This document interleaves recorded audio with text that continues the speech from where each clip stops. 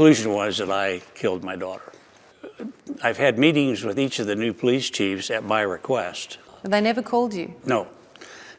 Up until recently, the new police chief asked for a phone call, which was great. I was eager. She called me, gosh, I don't know, just before Christmas. And we talked for 20 minutes or so, and I was very appreciative of that. But that was the first initiative the police have ever made to talk to us, other than an official, whatever they call it, interrogation. That seems extraordinary. Well, it's bizarre, but the whole thing has been bizarre up until this point. They made up their mind on day one, and the conclusion was that I killed my daughter. And as I say, their whole effort was to explain away the DNA, so that was taken off the table. There was other evidence that, wasn't as strong, because that's the first thing a defense attorney would say is, whose DNA is that? Well, we don't know, it's not important. No, yes, it is important. I just quickly realized that she might not be alive. So I just picked her up and rushed upstairs, just screaming.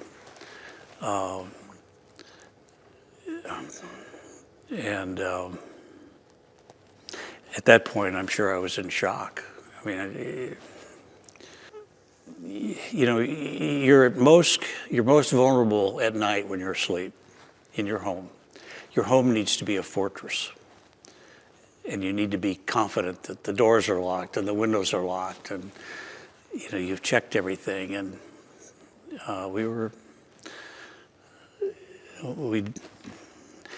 it was an old house. They had old windows. It had a bunch of doors, in and out. The kids had been there all day playing and in and out.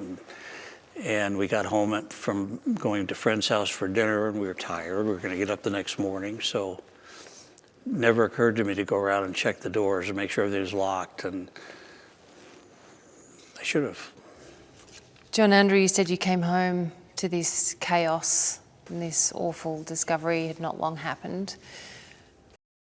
First, let's go back to the very moment right after the case had just happened, and start with what made people most uncomfortable about Patsy Ramsey.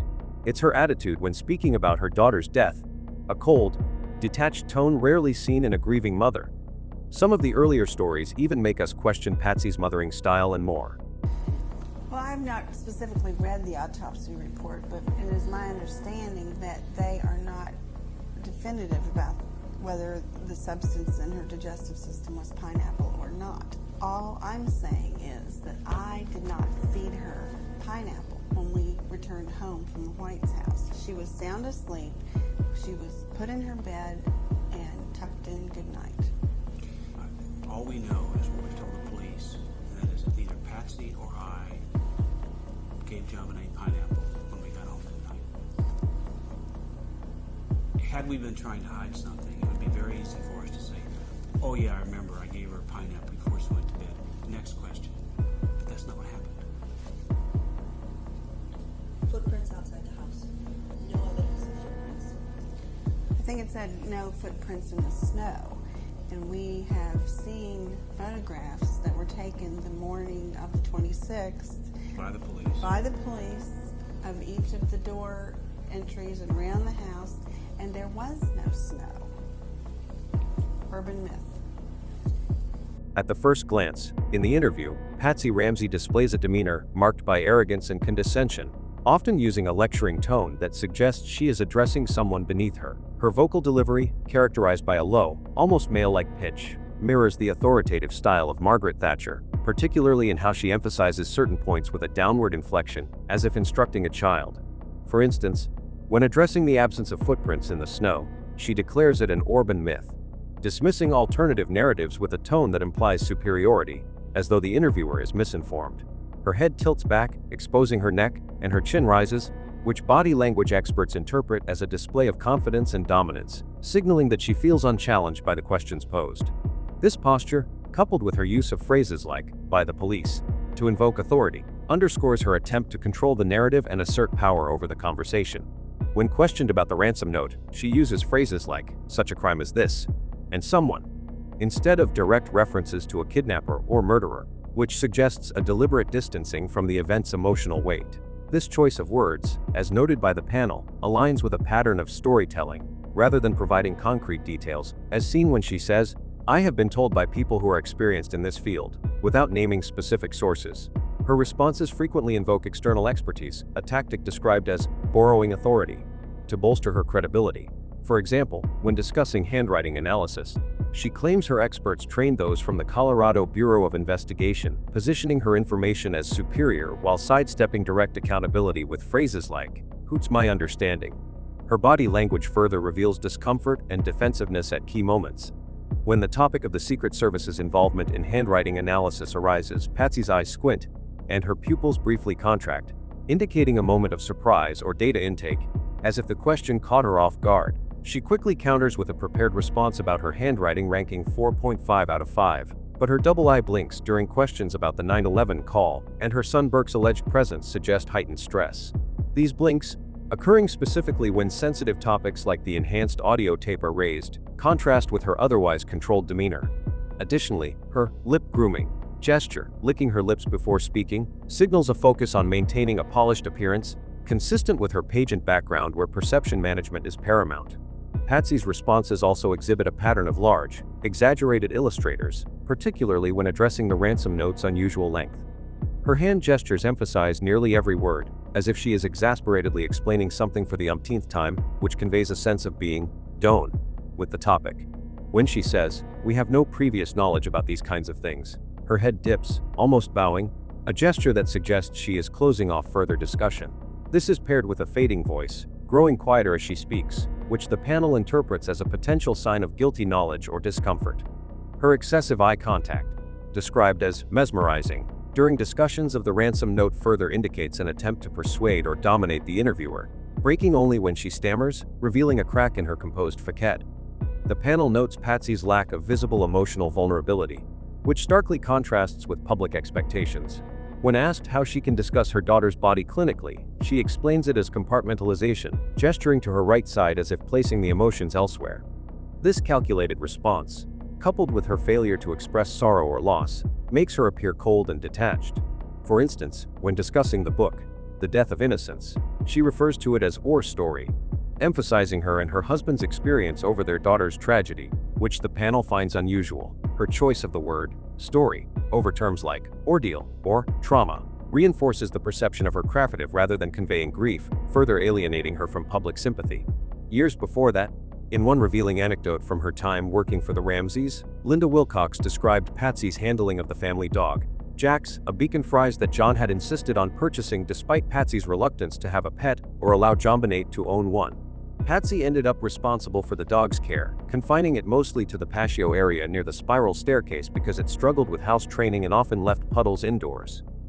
When the original Jack has developed a serious liver disease, Patsy secretly returned it to the pet store and exchanged it for another identical-looking puppy, without informing anyone in the family, only confessing to Wilcox after she noticed the difference and confronted her, whispering, "Don't tell anyone, no one else knows." Later, Patsy gave the replacement dog away to neighbors when the family's summer trips to Michigan for pageants made caring for it inconvenient, prioritizing her schedule over the pet's well-being or JonBenét's attachment to it. From an ethical standpoint, Patsy's actions with Jax highlight a pattern of prioritizing convenience and appearance over transparency and emotional responsibility. By swapping the sick dog without disclosure, she demonstrated a lack of honesty, potentially depriving JonBenét of the chance to process the loss or understand the situation, which could erode trust within the family. This secretive approach suggests a utilitarian mindset where ends justify means, treating the pet as a disposable accessory rather than a living being deserving of compassionate handling, especially since the exchange was motivated by avoiding hassle rather than the animal's welfare. Furthermore, relinquishing the dog when it no longer fit her lifestyle underscores a self-centered ethic, where personal commitments like Pageant's took precedence over fulfilling promises to her daughter, reflecting a broader tendency to discard what becomes burdensome without regard for the relational fallout. This ethical lens on Patsy's treatment of the dog parallels her shifting affections toward her children, where she initially viewed Burke as her first project, after recovering from cancer, investing heavily in his school activities, and making him the center of her attention. However, Burke's introverted nature, Living largely in his own world surrounded by friends and video games rather than seeking the spotlight, seemed to limit his appeal a vessel for Patsy's ambitions. As JonBenét unexpectedly blossomed into a charismatic performer upon starting school, Patsy redirected her focus, treating her daughter as the second project, and obsessing over her pageant preparations, which left Burke increasingly isolated in the household dynamic. Wilcox noted that Burke's bedwetting ceased around the time Patsy's attention waned, coinciding with JonBenét's rise as the family's shining star, suggesting the emotional toll of this favoritism. Patsy's abrupt pivot not only marginalized Burke, but also fostered a family environment where affection appeared conditional on meeting her ideals of perfection and public success. Ethically, Patsy's favoritism raises concerns about fairness and emotional equity in parenting, as her project-oriented approach commodified her children, valuing them based on their ability to fulfill her visions rather than nurturing them unconditionally. By sidelining Burke, once JonBenét's talents emerged, evident in instances like Burke questioning why everyone fawned over his sister in her Easter dress while he felt overlooked, Patsy effectively isolated him, prioritizing JonBenét's pageant world over fostering sibling bonds or addressing Burke's quieter needs. This selective investment implies a performative ethic, where love and attention were tools for personal validation, potentially harming Burke's sense of belonging and self-worth in a home where he became peripheral to his mother's evolving priorities. Patsy had multiple personalities. I saw that in her one day, and I think that she may have gotten upset with JonBenét for some. The problem didn't stop with Patsy's personality. It had been there from the very beginning of her marriage to John Ramsey, a fracture that may have been the biggest factor driving the deep instability in Patsy's state of mind. Patsy Ramsey, born Patricia Ann Poff on December 29, 1956, in Parkersburg, West Virginia, grew up in a typical middle-class family as the daughter of Nadra Ellen Ann Reimer and Donald Ray Poff, an engineer and manager at Union Carbide. She had a straightforward childhood with no particularly notable events standing out. Patsy graduated from Parkersburg High School in 1975 and went on to attend West Virginia University, where she was a member of the Alpha Psi Delta sorority and earned a Bachelor of Arts degree in journalism in 1978. Following graduation, she pursued further studies in journalism and relocated to Atlanta, Georgia. In 1977, at the age of 20, Patsy won the title of Miss West Virginia and competed in the Miss America pageant, where she received a non-finalist talent award and a $2,000 scholarship. Her sister, Pamela Ellen Poff, followed suit by winning the same title in 1980 at age 24. After marrying, Patsy worked as a secretary at her husband's fledgling computer company, Access Graphics, contributing to its rapid growth and eventual merger with two other firms. She was also active in social organizations like the Junior League and Garden Club. In 1993, at age 36, Patsy was diagnosed with stage 4 ovarian cancer, undergoing experimental chemotherapy and 2 surgeries that led to a 9-year remission, which she attributed to a divine miracle that deepened her religious faith. The cancer returned in 2002, and she passed away on June 24 her father's home in Roswell, Georgia, at age 49, with her husband by her side. She was buried at St. James Episcopal Cemetery in Marietta, Georgia, next to her daughter JonBenét. Patsy Ramsey met JonBenét Ramsey, a recently divorced businessman about 13 years her senior, in Atlanta shortly after her move there. Born in 1943, John had established a solid foundation early in life in Michigan, where his father taught him to fly planes. He earned a master's degree from college, joined the Navy, married, and started a family, setting the stage for potential success. However, after his initial achievements in Michigan, John left to pursue a better job opportunity, but was fired for lacking the personality traits required for the sales position. He then moved to another state for a different job and was let go from that one as well, though no specific reason was mentioned. Subsequently, he relocated to Georgia for yet another role and was fired there for embezzling money to fund his expensive plane hobby and repairs to his Porsche. These repeated failures formed a long string of losses, despite his strong background in Michigan that included his master's education, Navy service, marriage, and family life. John had a taste for luxury that often exceeded his financial means, leading to significant debts after divorce, including child support and alimony payments.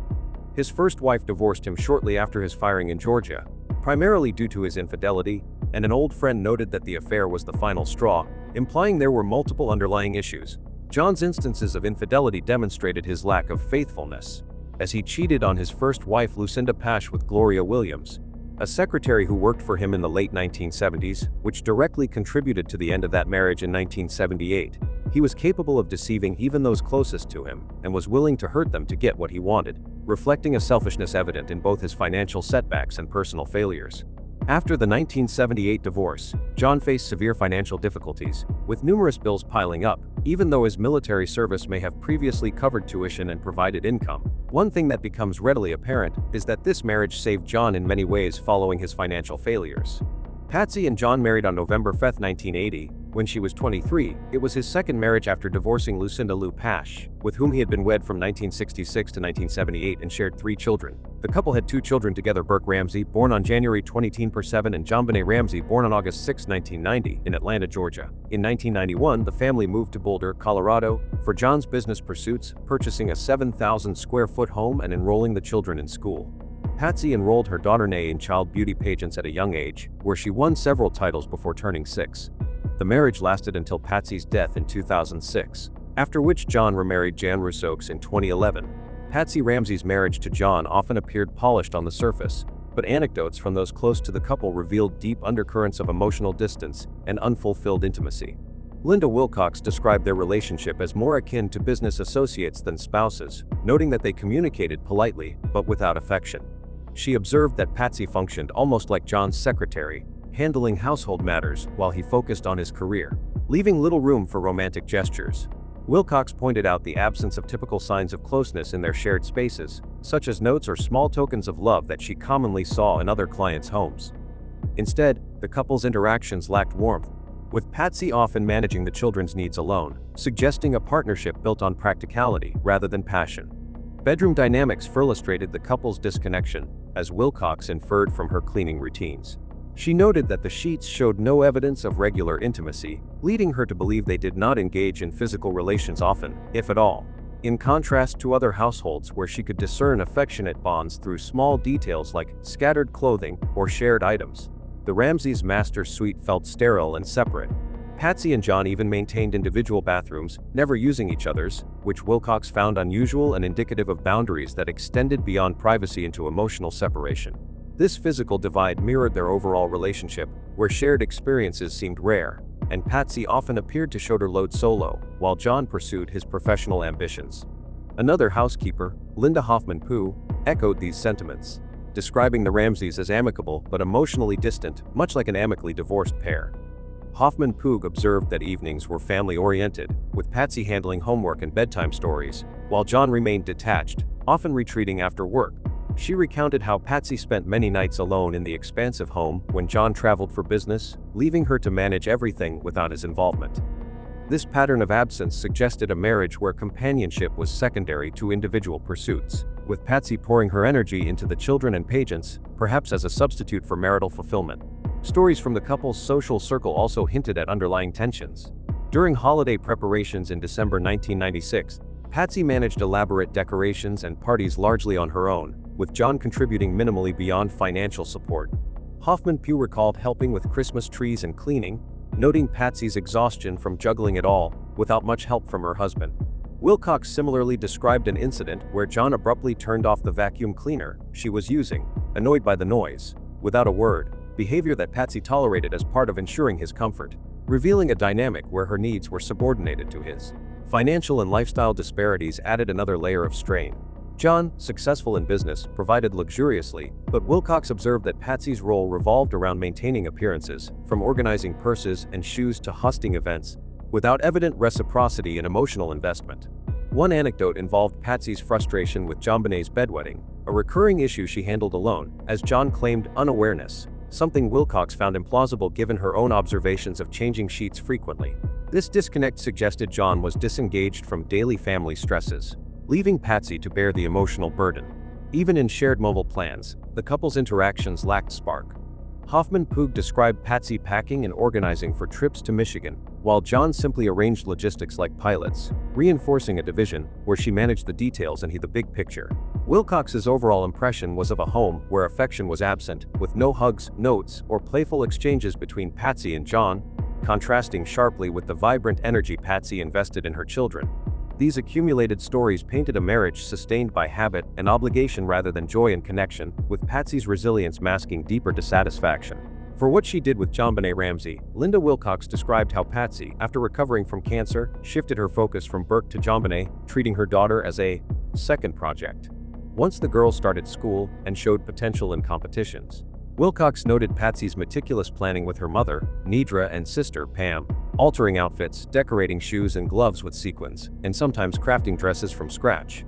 This process could take a month for each event, with JonBenét practicing singing and dancing relentlessly. In one instance, during the summer of 1995, JonBenét and Burke both contracted chickenpox, but Patsy's primary concern was the spots on JonBenét's face affecting an upcoming photo shoot. She called the doctor seeking remedies to clear them quickly, prioritizing appearance over the child's fever and discomfort while Burke lay itching upstairs. Such stories highlighted Patsy's harsh expectations, often manifesting in ways that seemed indifferent to JonBenét's well-being. Wilcox recounted how JonBenét, at just 4 years old, declared she wanted to be a good with a sensitive appearance witch. For Halloween in 1994, with Patsy encouraging the idea and affirming it in front of others, shaping her daughter's self-image toward premature maturity rather than age-appropriate innocence. Another anecdote involved JonBenét modeling her Easter dress, which cost 90 DLU and was touted as one of a kind, only for Patsy and Nedra to react with fury upon spotting a similar one displayed at Walmart, viewing it as an insult to their status. This reaction underscored Patsy's emphasis on exclusivity and perfection, pressuring JonBenét to embody an unattainable ideal. Linda Hoffman-Poog added to this by describing JonBenét's occasional bratty behavior, like refusing help with her boots or insisting on answering the door at luncheons, behaviors that Patsy tolerated as long as they didn't interfere with pageant readiness, suggesting a lax approach to discipline outside performance contexts. Education for JonBenét, in Patsy's hands, revolved heavily around pageant training rather than balanced development, often at the expense of normal childhood experiences. Wilcox observed that JonBenét attended nursery school in the mornings, but spent afternoons in music, dance and other lessons starting at age 3.5, leaving little time for unstructured play. Suzanne Savage, the nanny, reportedly threatened to tell JonBenét's classmates about her prolonged bottle use, lasting until nearly 4, to wean her off it, indicating Patsy's tolerance for dependencies that might hinder maturity elsewhere. Hoffman-Poog noted JonBenét's room setup, where she preferred sleeping in the pink room, with a TV VCR for videos and a bottle at bedtime, a habit John reinforced despite her age, reflecting Patsy's indirect role in perpetuating comforts that delayed independence.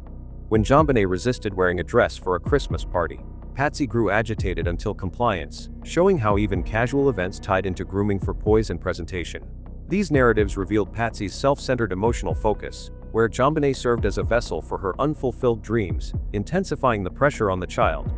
Let me go through some of the major reasons why people feel you are guilty. The beauty pageants. If we had only seen pictures of JonBenét in little jeans and a t-shirt, there might not have been the same feeling. But what we saw in still photographs and in videos was a child dressed like an adult, very suggestive in many of these pictures, lipstick, mascara, moving around on the stage on these beauty pageants. To many people, this looks perverted. Therefore, there's got to be something wrong here. There is something wrong here if someone thinks that looks perverted. JonBenét was an entertainer. She would entertain at the drop of a hat. Little girls dress up and play dress up. You yourself had entered beauty contests. Yes. I'm a junior at West Virginia University. So this was, what, fun for you both It to was have the her do this? most wonderful time of my life. It's not unlike a father who enjoyed playing baseball as a child. He wants to impart that same love of the game with his son or daughter. There's just absolutely nothing wrong with it. JonBenét, obsessing over her success to relive her youth, evident in the shift from Burke, who lived in his own world with friends, to JonBenét once she sparkled in competitions. This redirection left Burke feeling overlooked, as seen when he asked Patsy if he was fat, after others fawned over JonBenét's Easter outfit, highlighting Patsy's favoritism based on who could best fulfill her aspirations. Hoffman-Poog's theory suggested Patsy's frustration with JonBenét's bedwetting led to private punishments in the bathroom, doors closed to muffle screams, prioritizing secrecy over gentle guidance, and reflecting Patsy's concern for her own stress levels over her daughter's distress. Patsy herself endured immense pressure in these pageants, often bearing the brunt of preparation alone. Wilcox detailed how Nedra handled most planning, but Patsy managed the daily grind, like ensuring JonBenét slept with rollers for a pageant the day after a company party, sacrificing the child's comfort for flawless hair. Hoffman-Poog recalled Patsy's exhaustion from juggling charity work, school involvement, and pageant logistics, with JonBenét's trophies displayed prominently as symbols of validation. In one story, Patsy refused JonBenét McDonald's because it makes you fat, enforcing strict standards that mirrored her own fears of imperfection, especially post-cancer when her looks were fading. This self-imposed rigor, driven by a need to project flawlessness, often left Patsy depleted, as seen when she called Wilcox for extra help during holidays, unable to manage the demands without support. In 1993, at the age of 36, Patsy Rain received a devastating diagnosis of stage 4 ovarian cancer, a severe and life-threatening condition that had already advanced significantly. This aggressive form of cancer required immediate and intensive intervention, including major surgery to remove tumors and multiple rounds of grueling chemotherapy treatments that left her physically weakened and emotionally drained. The process was painful and prolonged, involving hospital stays, hair loss, nausea, and constant fatigue, as Patsy battled for her life over several months. By 1994, after enduring these hardships, her cancer entered remission, a state where no signs of the disease were detectable, allowing her to resume some normalcy. However, the psychological scars remained profound, with Patsy frequently expressing fears of recurrence during her regular checkups every 3 months, a routine that served as a constant reminder of her vulnerability. Friends and family noted how this brush with mortality reshaped her worldview, instilling a deep-seated anxiety that influenced her daily decisions and interactions. The near-death experience profoundly altered Patsy's psychological makeup and personality, transforming her from a vibrant former beauty queen into someone obsessed with regaining control over her life and image. Having faced the uncontrollable chaos of cancer, she channeled that terror into a rigid need for perfection in all aspects, becoming increasingly meticulous about appearances and routines. Observers, including close acquaintances, remarked that Patsy emerged from treatment more fatigued, prone to stress, and quick to agitation, as the ordeal left her with lingering emotional fragility. For instance, her housekeeper, Linda Hoffman-Poog, recalled Patsy's heightened sensitivity to minor disruptions, such as the children's messes or household disarray, which she previously handled with more ease. By December 1996, just weeks before significant family events, friends and even Hoffman-Poog observed Patsy appearing unusually wary, tense, and irritable, attributing this to the cumulative toll of her health history. Patsy's own reflections and interviews hinted at this shift, as she described prayer and faith as her anchors. Yet those around her saw a woman who micromanaged details to ward off any sense of helplessness, a direct transference from her cancer-induced fears to her everyday existence. This psychological transformation heavily impacted Patsy's role as a mother, redirecting her energies toward her children in ways that sought to reclaim lost control through their achievements. After remission, she poured her vitality into JonBenét's Pageant career, personally designing costumes, styling hair, and choreographing performances with meticulous precision. Patsy viewed these activities as a way to relive her own glory days as Miss West Virginia 1977, channeling unfulfilled ambitions into her daughter and finding solace in the structured world of competitions. Critics and observers suggested this was Patsy's mechanism to compensate for the powerlessness she felt during her illness, exerting absolute control over every detail of JonBenét's life, from outfits sequined by hand to rehearsed dances, to ensure perfection. Housekeepers like Linda Wilcox noted how Patsy shifted focus from her son Burke, her first project, post-recovery involving school involvement, to JonBenét once the girl's talents emerged, potentially sidelining Burke emotionally. Opinions from those familiar with the family, including in media accounts, indicated Patsy's drive stemmed from a need to affirm life's predictability, using her daughter's successes as a buffer against the unpredictability of her health struggles. Family relationships in the post-cancer years reflected underlying strains, as Patsy's survival did not necessarily strengthen bonds, but highlighted existing emotional gaps. Despite escaping death, her marriage to John Ramsey did not grow more intimate. Instead, John was described by insiders as detached, immersing himself in work at Access Graphics and offering limited presence during Patsy's most trying times. During her initial treatments, it was Patsy's mother, Nedra Pav, who remained steadfast by her bedside, reciting rosaries and providing unwavering support, while John's absences were notable, leaving Patsy feeling isolated amid her pain. It all comes out, but you know what? That's very little thing to worry about. When it comes back, it's more resistant to treatment. And that's kind of where Patsy was at that point. But eventually it just overwhelmed her. And it got to a point where one doctor recommended palliative care. Let's just make her life comfortable. And we weren't ready to do that. I wanted to keep fighting. She wanted to keep fighting. And then it got to a point where I was convinced it was hopeless. And I made the decision to stop, at the doctor's recommendation, to stop treatment, but I didn't tell Patsy. The cancer had migrated to her brain, so she was not her normal Accounts from housekeepers like Wilcox reinforced this, recalling Nedra's constant vigil contrasted with John's focus on business, which deepened Patsy's sense of solitude and lack of spiritual reliance. This dynamic exacerbated her psychological instability, as the absence of a strong marital foundation meant Patsy navigated her fears largely alone, contributing to heightened stress and a quest for control elsewhere in her life. Speculations from figures like Linda Hoffman-Pook suggested that the physical and mental exhaustion from Patsy's cancer aftermath made her more susceptible to losing emotional composure in her maternal duties. The pressures of upholding an image of the perfect family, through elaborate social gatherings, Christmas celebrations, and JonBenét's pageant preparations, compounded the lingering effects of her illness, potentially culminating in impulsive reactions. Hoffman-Pook's observations in December 1996 painted Patsy as overwhelmed, juggling charity work, school commitments, and holiday demands while still haunted by remission checkups. Friends echoed this, noting her fatigue during festive events, where the need to project flawlessness clashed with internal vulnerabilities. Patsy's hands-on role in outfitting JonBenét, from custom designs to performance coaching, added layers of self-imposed strain, as she sought validation through her daughter's spotlight moments.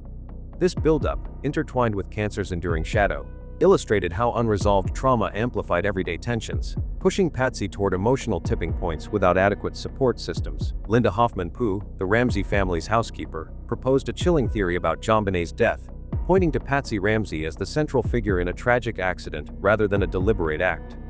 Hoffman-Pook, who worked closely with the family for years, believed that Patsy, overwhelmed by the pressures of parenting and her own emotional struggles, lost control in a moment of frustration, leading to unintended consequences.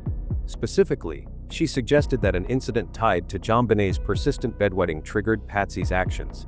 Hoffman-Pook claimed she had witnessed Patsy taking JonBenét to the bathroom multiple times to address this issue, closing the door tightly to muffle any cries. In her view, on the night in question, this routine escalated into a catastrophic mistake, where Patsy's reaction went too far, resulting in JonBenét's fatal injury. Hoffman-Pook's theory hinged on the idea that Patsy's actions were impulsive, not premeditated. She speculated that Patsy, in a moment of exasperation, grabbed a large black flashlight and swung it at JonBenét, first targeting her lower body and then her head. Hoffman-Pook did not believe Patsy intended to kill her daughter. Rather, she thought Patsy meant to scare or discipline her, but the force of the blow proved lethal. According to Hoffman-Pook, Patsy initially believed she had only knocked JonBenét unconscious, frantically checking for a pulse and finding none, which led to panic. This scenario aligned with Hoffman-Pook's observations of Patsy's parenting style, where she exerted strict control over JonBenét's behavior, particularly around issues like bedwetting that clashed with the perfect image Patsy cultivated through Pageants. The housekeeper emphasized that Patsy's reaction stemmed from a fleeting loss of composure, not a malicious desire to harm, rooted in the emotional strain of managing a high-profile family life. The theory drew heavily on Hoffman-Pook's intimate knowledge of the Ramsey household dynamics. She noted that Patsy was deeply invested in JonBenét's pageant career, meticulously preparing costumes and routines, which contrasted sharply with her frustration over private challenges like bedwetting. Hoffman-Pook recalled finding wet pull-ups in the trash daily during the summer of 1996, and later, Patsy's decision to use plastic mattress covers instead, indicating ongoing tension around this issue. In her narrative, Hoffman-Pook suggested that this frustration culminated in the bathroom incident, where Patsy's attempt to correct JonBenét's behavior misfired tragically. She pointed to physical evidence, like the flashlight found in the home, as a plausible tool in the altercation, reinforcing her belief that the act was spontaneous.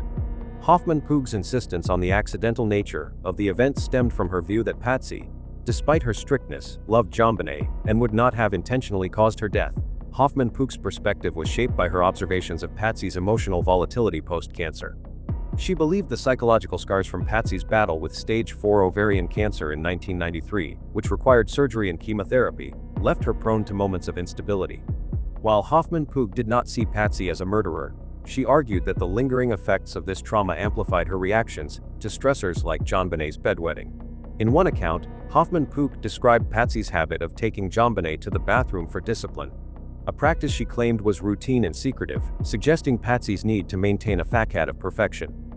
This secrecy, in Hoffman-Pook's view, set the stage for an impulsive act that spiraled out of control, where Patsy's attempt to assert authority led to an unintended outcome.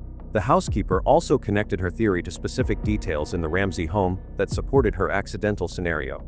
She highlighted the paintbrush used in the garrote, identified as one of Patsy's art supplies, as evidence of a hasty, improvised response to the situation. Hoffman-Puig speculated that after the initial blow, Patsy, realizing the severity, may have used the paintbrush in a panicked attempt to stage or conceal the incident, further indicating a lack of premeditation. She recalled carrying Patsy's paint tote to the basement during the Christmas party on December 23, 1996, placing it near where JonBenét was later found, which fueled her belief that Patsy accessed familiar items in a moment of desperation. This detail reinforced Hoffman-Puig's view that Patsy's actions were reactive, not planned, as she grabbed what was at hand rather than orchestrating a calculated crime. As mentioned, the core of Hoffman-Puig's hypothesis rests on the idea that Patsy, in a moment of exasperation, took JonBenét to the bathroom for discipline, as she allegedly had done many times before, and impulsively struck her with a flashlight, leading to an accidental death. However, this scenario seems inconsistent with Patsy's documented handling of bedwetting. Hoffman-Puig herself described Patsy's methodical approach, removing soiled sheets, using protective covers, and maintaining privacy by addressing the issue before the housekeeper's arrival. These actions suggest a composed, if frustrated, response to a recurring problem, not one likely to escalate to physical violence. Furthermore, Hoffman-Puig's claim that Patsy routinely disciplined JonBenét in the bathroom, closing the door to muffle cries, lacks corroboration from other sources. The absence of additional testimony about such a pattern casts doubt on the likelihood that a familiar issue like bedwetting would suddenly provoke an extreme reaction from Patsy, especially to the extent of causing fatal harm. Despite these inconsistencies, the uncertainty surrounding Patsy's mental health in December 1996 complicates dismissing Hoffman-Puig's theory outright. This emotional fragility at that time could have diminished her usual patience, even for familiar challenges like bedwetting. Hoffman-Puig observed Patsy's agitation during the busy holiday season, such as her frustration when JonBenét resisted wearing a dress for a Christmas party, suggesting moments where her composure frayed. While Patsy's experience with bedwetting might typically have been manageable, her mental state, potentially exacerbated by the demands of holiday events, pageant preparations, and her ongoing health anxieties, could have created a tipping point where even routine frustrations felt overwhelming, lending some credence to the possibility of an impulsive act. The physical evidence cited in Hoffman-Puig's theory, such as the flashlight and the paintbrush, also presents challenges to its persuasiveness. She suggested Patsy grabbed the flashlight spontaneously, but the presence of a flashlight in the bathroom for discipline seems illogical, as bathrooms are typically well lit, and no other accounts confirm its regular use in such contexts.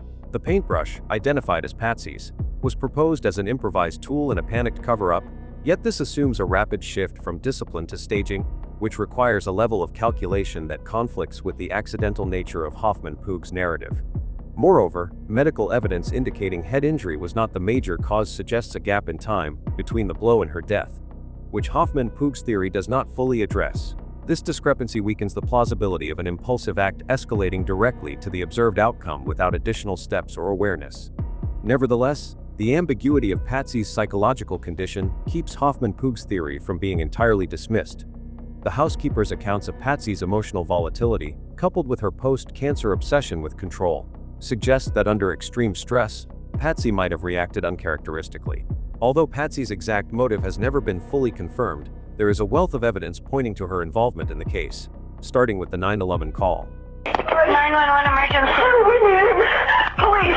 What's going on? 515th Street. What's going on there, ma'am? We have a kidnapping. Hurry, please. Explain to me what's going on, okay? Patsy Ramsey's 911 call has been scrutinized for its content and delivery, with several aspects raising suspicions among analysts. One of the most striking elements is her immediate declaration of, "We have a kidnapping," a phrase that sounds oddly formal and detached for a mother reporting her missing child. Typically, a parent in such a crisis would use more visceral language like, "My daughter's gone," or "Someone took my baby," reflecting raw panic and emotional urgency. The use of kidnapping suggests a calculated choice of words, almost as if Patsy is framing the situation in a specific way. This phrasing, combined with her quick provision of the address, mirrors how law enforcement might report an incident, which feels out of place for a civilian in distress. The precision of her opening statement contrasts with the expected chaos of a mother discovering her child's absence, prompting questions about whether she was deliberately controlling the narrative from the outset. There, there's a note left and our daughter's gone. A note was left and your daughter is gone? How old is your daughter? 6 years old. She's gone. 6 years old. How long ago was this? I don't know. I just found the note. Oh my God, does it say who took her? What? Does it say who took her? I don't know. There's a ransom note here. It's a ransom note? It says SBTC. Another point of suspicion arises from Patsy's focus on the ransom note during the call. She mentions specific details, such as the phrase SBTC victory, which indicates she has read and processed the note before calling. While it's plausible she glanced at it in a moment of panic, her emphasis on these details over urgently requesting police assistance is unusual. In genuine emergencies, callers typically prioritize getting help to their location, not reciting specifics of a note. This controlled release of information feels like storytelling, as if Patsy is setting a scene rather than reacting instinctively to a crisis. The inclusion of SBTC victory, in particular, stands out, as it's an obscure detail that seems irrelevant to the immediate need for help. This focus suggests she might be trying to establish a particular version of events, raising doubts about whether she's presenting the situation as she wants it to be perceived, rather than as it actually unfolded. Patsy's breathing during the call is another focal point, marked by rapid, heavy gasps that indicate genuine adrenaline and emotional intensity. This level of hyperventilation is difficult to sustain without real distress, as it requires significant physiological effort. Actors attempting such breathing without adrenaline often falter, yet Patsy maintains it throughout much of the call. This suggests some authentic panic, but the source remains unclear. The intensity could stem from discovering her daughter's absence, but it could also reflect fear of exposure or realization of the gravity of the situation she's reporting. The presence of real emotion doesn't necessarily confirm her innocence. It could indicate anxiety about the narrative she's presenting or the consequences of the call. This ambiguity fuels suspicion, as the emotional display doesn't align neatly with expected maternal grief, but could instead hint at a more complex psychological state. The language Patsy uses further deepens skepticism, particularly her reference to the ransom note, the definite article. They implies familiarity, as if the note is a known entity to both her and the dispatcher.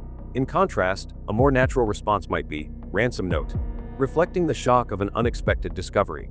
This subtle linguistic choice suggests a level of comfort or prior knowledge about the note's existence, which is at odds with the scenario of a mother just encountering it. For comparison, someone reporting a minor issue, like a cockroach in a hotel room, wouldn't say, "I found the cockroach," unless they assumed the listener already knew about it.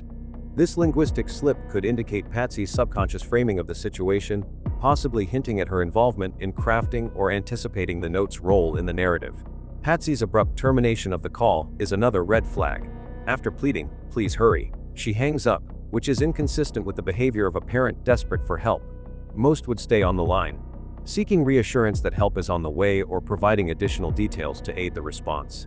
This premature disconnection suggests a desire to end the interaction quickly, possibly to avoid further questioning or to control the information. Maybe John Ramsey v. Patsy, whose children were killed and remained on the line, screaming and seeking updates, highlighting the contrast with Patsy's behavior. Her quick hang-up could reflect confidence that the necessary information was conveyed or, more suspiciously, a need to limit scrutiny from the dispatcher, raising questions about what she might have wanted to avoid discussing. The final segment of the 911 call, where indistinct voices are heard, adds another layer of doubt. Patsy? Patsy?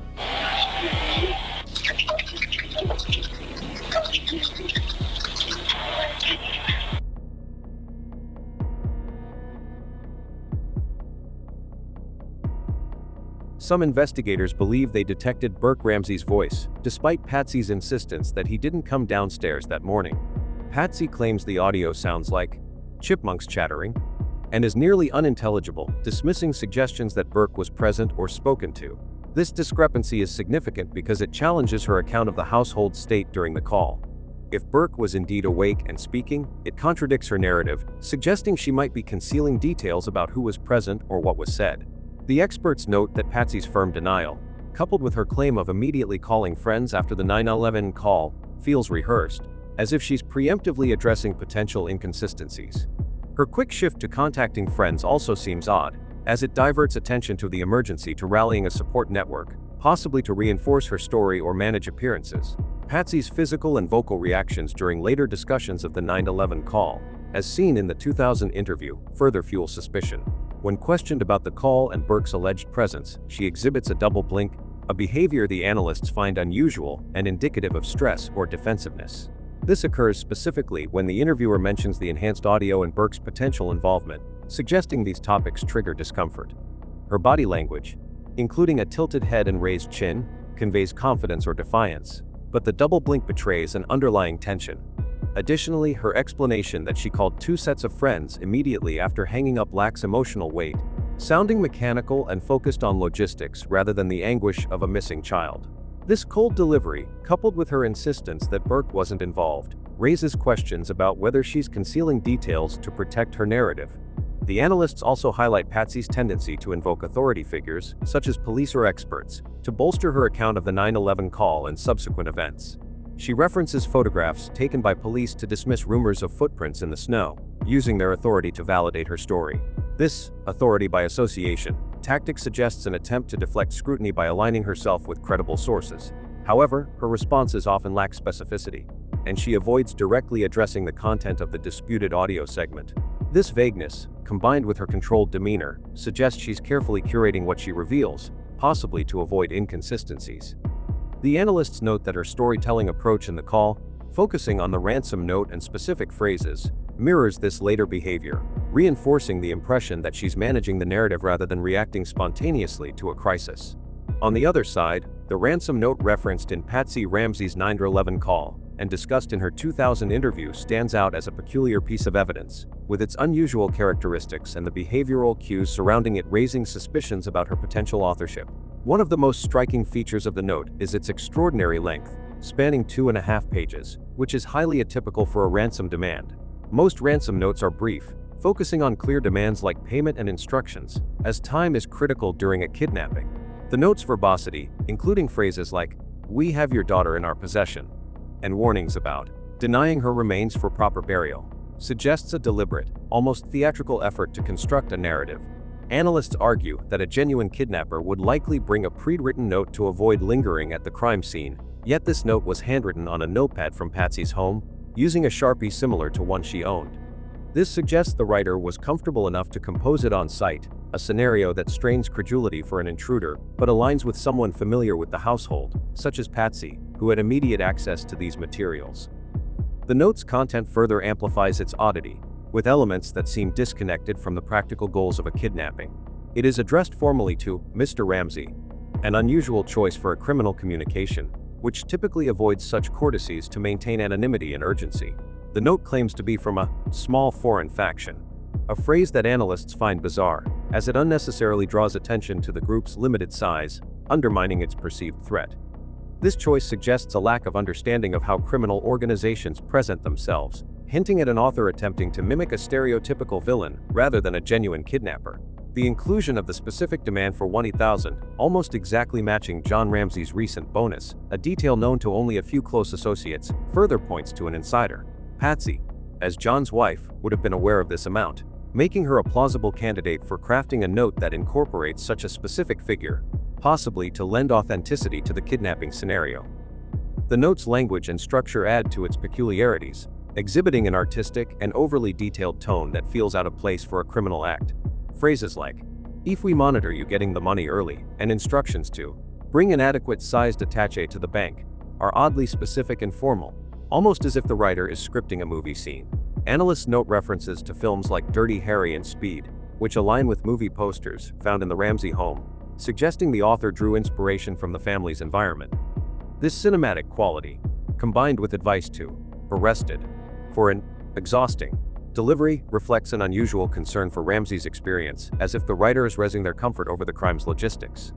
Such sensitivity is inconsistent with the brutality of a kidnapping or murder, leading analysts to suspect the note was staged to mislead investigators. Given that the notepad and Sharpie were Patsy's, and her familiarity with the home's contents, these elements strongly suggest she could have crafted the note to create a false narrative. Patsy's behavior when discussing the ransom note in the 2000 interview provides further evidence of her potential involvement. She acknowledges the note's unusual length, stating it's very unusual for a ransom note to be this long, a comment that reflects a level of analysis inconsistent with a mother focused on her child's loss. Her claims that she learned this from professionals and top people in the field, who advised that such notes are typically written before the crime feels rehearsed, as if she's deflecting scrutiny by invoking authority. Analysts describe this as authority by association, a tactic to bolster her credibility without providing specifics. Her assertion that the note was already written before the crime, based on expert advice, raises questions about why she's focused on such technical details years later, rather than expressing grief. This analytical detachment, combined with her use of vague terms like "such a crime as this" and "someone" instead of "murderer," suggests an attempt to distance herself emotionally and avoid incriminating language, pointing to possible guilty knowledge. Patsy's physical reactions during the interview further fuel suspicions about her connection to the note. When questioned about the note's length of the handwriting analysis conducted by the Colorado Bureau of Investigation, she exhibits behaviors indicative of discomfort. Analysts note a moment where she freezes, her eyes squint, and her pupils briefly constrict when the Secret Service's involvement is mentioned, suggesting surprise or data intake. This reaction implies she may not have anticipated this line of questioning, and her subsequent pivot to her own experts, who she claims trained the CBI's analysts, feels like a defensive maneuver to discredit official findings. Her response that her handwriting ranked a 4.5 on a scale where 5 is absolutely no match avoids a direct denial of authorship, instead relying on a technical defense. The presence of only her fingerprints on the note, combined with its origin from her notepad, strengthens the case for her involvement, as an intruder would likely have left additional traces or avoided using household items. In fact, with a huge amount of evidence, Patsy Ramsey found herself at the center of intense legal scrutiny following a high-profile incident in 1996 that drew worldwide attention. Early in the investigation, the Boulder police leaned heavily on the theory that Patsy had authored the ransom note, possibly to stage a cover-up. Although Patsy willingly provided handwriting samples to the police, the results were inconclusive. The police's focus on Patsy was relentless, driven by the belief that the note's presence and content pointed to someone within the household, with Patsy as the prime candidate due to her access to the stationery used and her familiarity with the family's financial details. Beyond the ransom note, forensic evidence tied to Patsy intensified the scrutiny. Fibers from a jacket she owned were found on duct tape at the crime scene. These findings led prosecutors to argue that Patsy was involved in a cover-up, with some theorizing she had staged the scene to mislead investigators. However, her defenders countered that the fibers could have resulted from cross-contamination within the household, as Patsy's clothing was naturally present in the home. Despite these counterarguments, the Boulder police pressed forward, viewing Patsy's fingerprints on a bowl of pineapple found on the kitchen table as another suspicious detail. The presence of pineapple in the victim's stomach, combined with Patsy's denial of feeding it to her or placing the bowl on the table, led investigators to question her truthfulness. They suggested that if Patsy was lying about something as seemingly minor as the pineapple, she could be concealing more significant details. This line of questioning became a cornerstone of the psychological pressure tactics employed during her interrogations, with detectives repeatedly challenging her account of events. In 1997 and 1998, Patsy faced grueling interrogation sessions, with the 1998 session later made public through media outlets like 48 Hours. During these interviews, she was confrontational and resolute, denying any involvement and challenging the validity of the evidence against her. When Detective Tom Haney suggested that scientific trace evidence linked her to the crime, Patsy responded defiantly, stating, "That is totally impossible. Go retest," and insisted, "I don't give a flying flip how scientific it is." Her combative demeanor was partly attributed to the emotional toll of the investigation, compounded by her ongoing treatment for anxiety and depression, for which she was taking medication. The police strategy, as later described by John Ramsey and their attorney Lynn Wood, was to apply immense psychological pressure in hopes of eliciting a confession from Patsy or her husband. This approach included leaking information to tabloids, which painted Patsy as a guilty party and shaped public perception against her. The media frenzy amplified the allegations, with headlines affirming her of everything from writing the ransom note to orchestrating a cover-up, despite the lack of definitive proof. Patsy's beauty pageant background and her decision to enter her daughter in child beauty contests were sensationalized, further vilifying her in the court of public opinion. By September 1998, a grand jury was convened to investigate the case, marking a significant escalation in the legal proceedings against Patsy and her husband. The grand jury's focus was not only on potential direct involvement, but also on whether the Ramseys had endangered their child or obstructed justice. In 1999, it was revealed through unsealed court documents in 2013 that the grand jury had voted to indict both Patsy and John on charges of child abuse, resulting in death and hindering the prosecution of an unidentified person responsible for murder in the first degree. These charges suggested that the jury believed Patsy and John had either placed their child in a dangerous situation or covered up for someone else's crime. However, Boulder County District Attorney Alex Hunter declined to sign the indictment, citing insufficient evidence to prove the case beyond a reasonable doubt. This decision was pivotal, as it prevented formal charges from being filed, but it did little to quell public suspicion. The grand jury's findings, though not acted upon, reinforced the narrative that Patsy was complicit in some capacity, whether through negligence or active participation in a cover-up.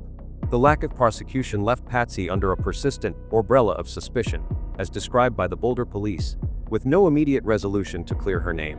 Throughout the investigation, alternative theories, such as the intruder hypothesis championed by Detective Lou Smith, emerged to challenge the focus on Patsy.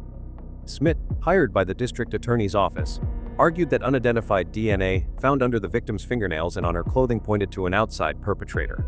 This DNA, which did not match any family members, became a cornerstone of the defense for Patsy and her husband.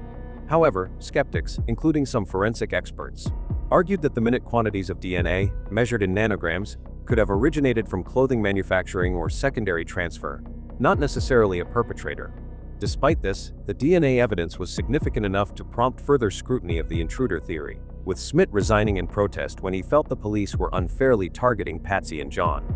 The Boulder police, however, remained steadfast in their suspicion of Patsy, pointing to the absence of forced entry into the home and the improbability of an intruder spending hours undetected as reasons to doubt Smith's conclusions. The conflicting interpretations of the DNA and forensic evidence created a stalemate, with Patsy caught between accusations of guilt and emerging evidence that could exonerate her. Patsy's legal battles extended beyond the criminal investigation into civil lawsuits, as she and her family sought to combat the media's portrayal of their guilt. Represented by attorney Lynn Wood, Patsy and John filed multiple defamation lawsuits against outlets like Star Magazine, American Media Inc., and others for accusing them of involvement. These lawsuits, initiated as early as 1999, included actions on behalf of their son Burke, and aimed to counter the narrative that Patsy had played a role in the crime.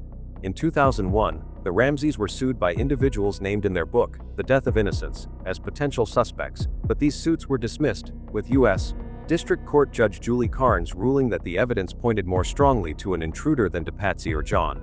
The defamation suits highlighted the toll the allegations took on Patsy's reputation, as she faced relentless public and media scrutiny. Despite these legal victories, the accusations persisted, with some media outlets and even a 2016 CBS documentary continuing to implicate Patsy or other family members, prompting further legal action from the Ramseys.